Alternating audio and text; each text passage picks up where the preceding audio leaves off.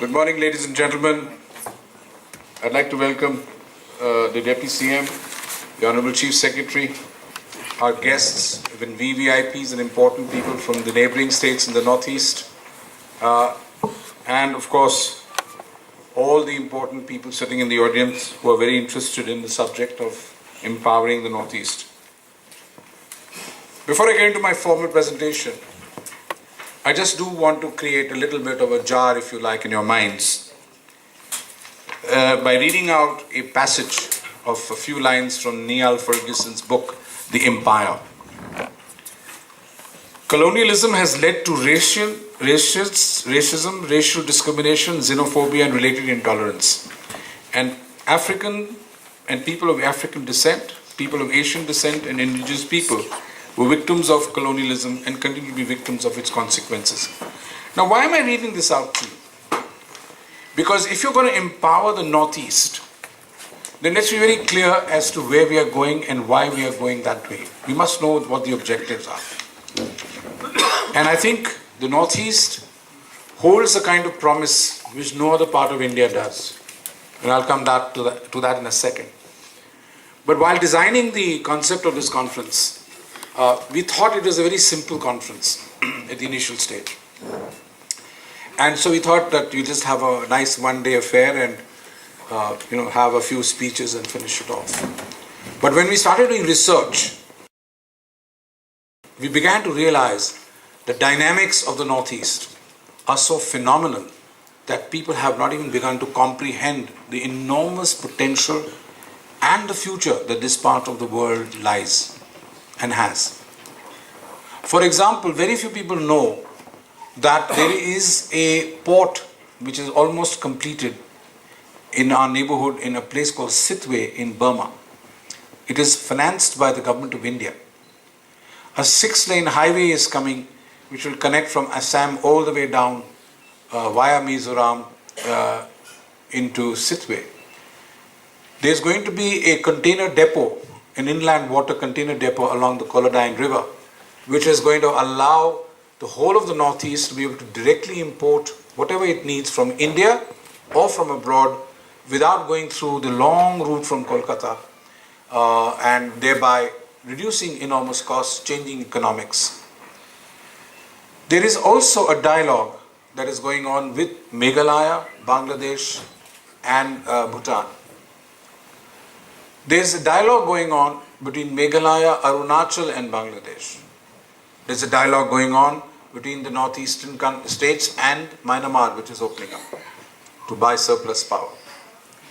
So if you look at all of these dynamics, and then you start adding to the fact that there's enormous hydro potential in the Northeast, and mainland India is starving for electricity, you begin to realize that this is not a joke. It's not a funny subject at all, and you can't take it lightly. It is a serious subject. It's serious for those in the Northeast because it's going to change the dynamics of the economies of this region. It is important strategically for India to get and be able to tap its resources in the Northeast. It's important for South Asia to be able to tap these resources when it comes to the South Asian countries, particularly Myanmar, Bangladesh, and so on and so forth. In that context, there's one more point which needs to be made very quickly.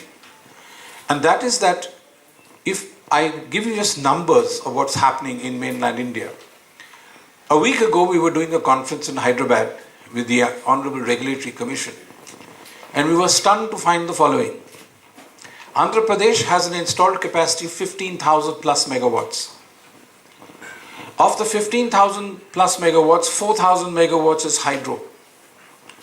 Out of 4,000 megawatts of hydro, 700 is being generated as we speak because of shortage of rainwater and drought last year. So there's 4,000 installed, 700 being generated. They have almost 4,000 megawatts of gas-based power plants. Those 4,000 megawatts of gas-based power plants are generating about only 1,500 megawatts because there's no gas. This is the famous DH6 gas field. And if you look at the other resources they have of coal, they are so stretched for coal that the 8,000 megawatts thereabout of the balance capacity, they're only generating 50%. Now, they are facing a official shortage of 1500 to 2000 megawatts today, and in summer they're expecting that number to double. Now please note, these are all suppressed demand numbers. This is not the real shortage. This is much, much less. So if that is the state of one particular state in India, you can imagine the situation is far worse in Tamil Nadu. There is, I don't know if you've been watching TV since yesterday, there's been a request to the government of India by a member of parliament saying that the Kundaikulam power plant, the nuclear power plant about to start, 1000 megawatts, the first 1000 megawatts should be given to Tamil Nadu because we're in a desperate state. Kerala is the same story, Karnataka the same story. So wherever you look, you find the tremendous shortages of power. Our neighboring country on the western side, Pakistan, is short of 5000 megawatts. The government of India is talking to them to get 500 megawatts in through an HVDC connection through power grid. So if you look at the situation all around you, you find there's enormous potential and there's a need and there's a requirement. Let me just quickly run through my presentation. We all know that we want to unleash the economic potential. The Northeast has some advantages which other people don't. You have an educated population, you have got oil, you have natural gas, you have coal, you have limestone, you have India's largest perennial water system, you have hydro, so therefore hydropower is tremendously possible, tourism industry and the service sector opportunities. When this slide was designed, I had done partial research. I think you also have enormous potential to grow as far as your industries are concerned and generate jobs. I think the most important thing, ladies and gentlemen, if you're looking at Northeast or you're from Northeast, I would suggest we look at job generation. There is, in the Northeast, you have 40% of the country's total hydro potential, estimated reserves of natural gas. The numbers are there. Some of you are interested in getting hard copies of this presentation. Your forest and agricultural waste for biomass generation, and you could have energy trading opportunities with neighboring nations. Now, what are the challenges in the development of the power sector in the Northeast? You have a challenging climatic conditions. For example, I get very scared to fly to the Northeast for 9 months in a year. I'm being very honest with you. Weather. And I'm an aviation buff. So I mean, the kind of very serious brothers and sisters of the CB clouds floating around in the sky scare the hell out of me. Okay? But when you have to come, you have to come.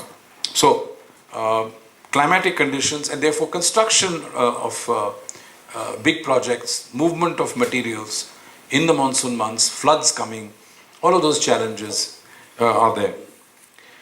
Remote locations of these projects also create a challenge in their own level.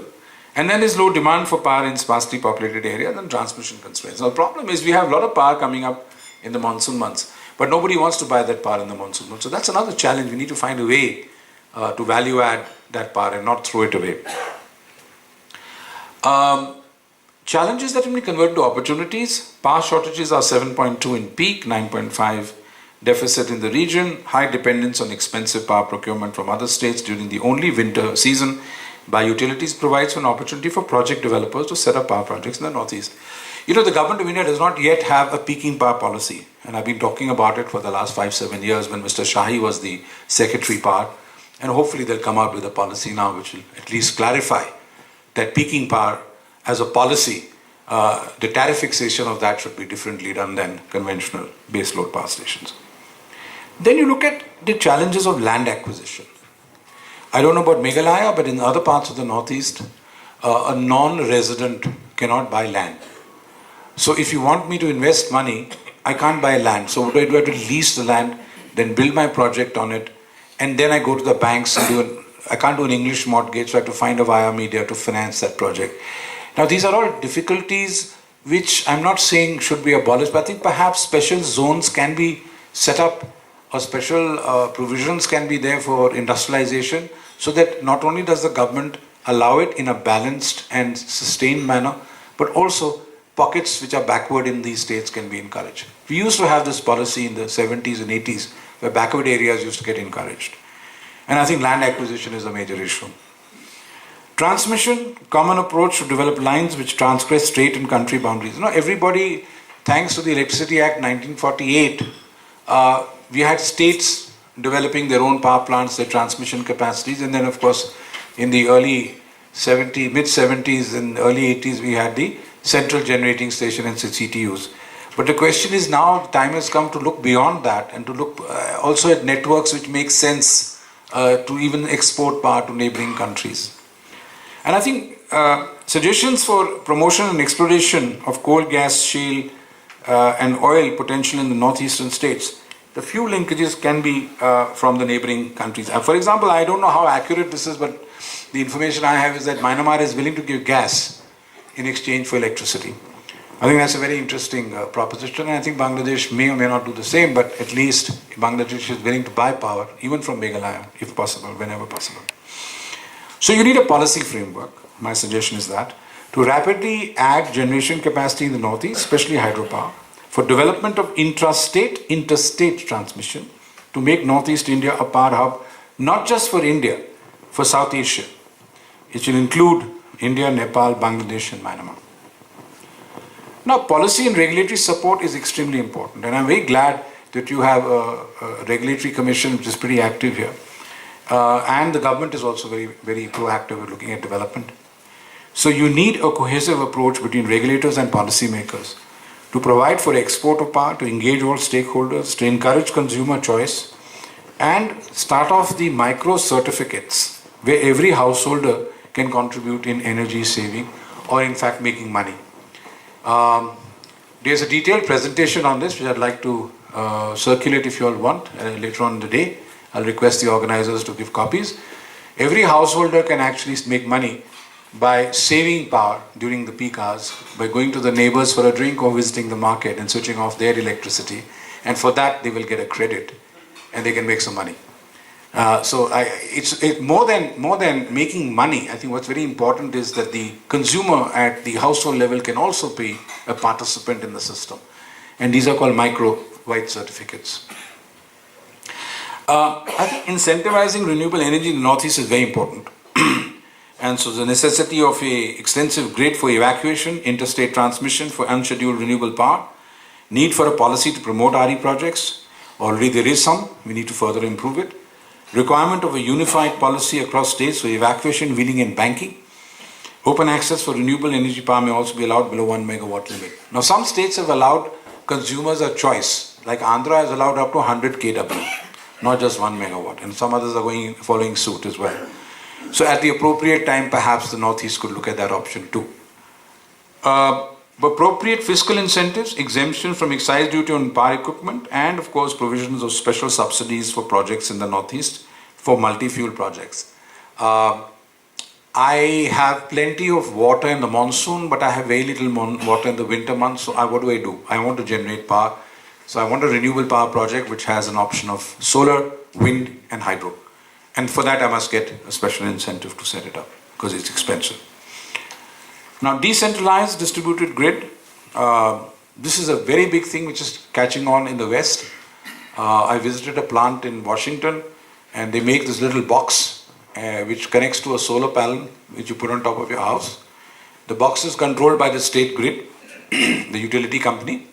What it does is it collects electricity and stores it in a battery. And when the frequency goes high or the demand goes high or the price is high, automatically the system starts and it supplies uninterrupted power to the house like a what we call a inverter. But it is solar, so you get incentives for that as well. So I think transmission and distribution is one of the big challenges. I'm sure people today talk about it. As you know, there are some power plants which are started off and their trials, the transmission lines are not completed. That's a challenge, and I'm sure Power Grid at some point will talk about it. And I think northeastern India can be a power hub for South Asia. I seriously believe that, ladies and gentlemen.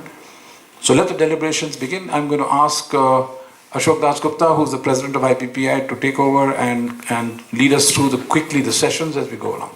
Thank you.